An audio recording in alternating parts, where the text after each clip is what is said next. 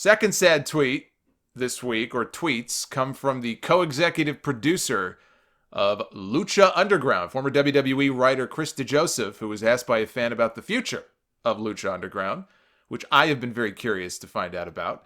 And the answer he gave is what I had feared for a while now. He said, "Personally, I think it's dead, but I hope not." And in a follow-up tweet, he said, "Well, at this point, it's on the producers. If you want it, demand it." I'm no fan of how some of the talent is being treated, the way that they are essentially being held hostage right now by their contracts, and a lot of them want out. Some of them have filed suit against the company and the executives in charge to try to break free from their contracts, because they can't go anywhere, right? So I think that whole situation is completely fucked. I think it's terrible. And there's been no update. There's been no word given even to the talent, let alone you and me, about the status and the future of the show. How can you do that? How can you tell somebody you're not allowed to leave? You're not allowed to go work somewhere else. We'll pay you a very basic wage. I don't get the sense Evilise and Joey Ryan are getting paid a shitload of money to sit at home and do nothing. And at a time when wrestling is booming, at least in terms of all these different promotions and money is being thrown around, and they can't do anything. How can you not feel bad for these people and want them to be able to break free and leave? Despite that, that is not DeJoseph's fault. These are decisions that are being made by those higher up the food chain there than him. It's probably a AAA thing. AAA is involved in this as well, with Lucha Underground. And that being said, I'm a big fan of the show, and I think it deserves closure. I would love to see either one final season or one final big episode to tie up loose ends and wrap everything up. I know a lot of TV shows, they get canceled. They don't get that chance. They don't get a chance to wrap everything up in a nice big bow. But it would be nice if Lucha Underground did.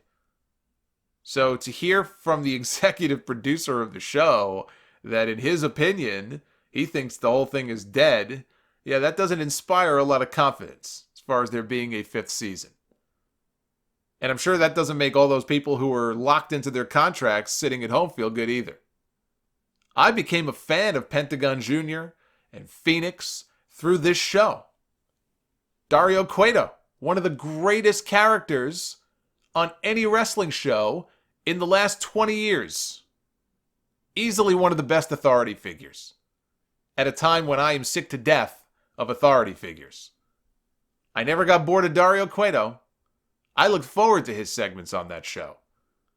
The women of Lucha Underground, and how they were positioned as strong characters, the emphasis on intergender matches, which I admit I'm not a big fan of.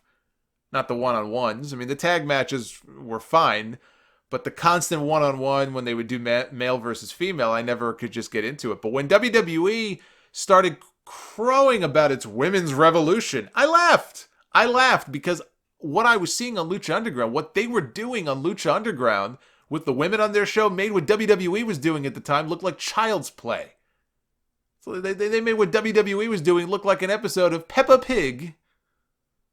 You got Famous B, 423 Get Fame. What's not to like about Famous B?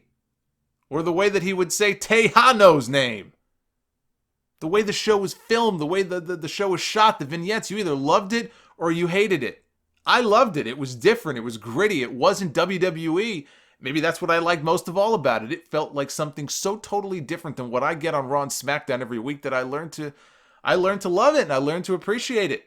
Finally, something different. Not just people saying, "Oh, we're going to be different," and then they put on basically WWE Light. That's not what Lucha Underground was. It never ever felt like that. It never felt like a light version, a diet version of WWE. Because I get enough of that during the week. I get more than my fix of WWE. I want something different.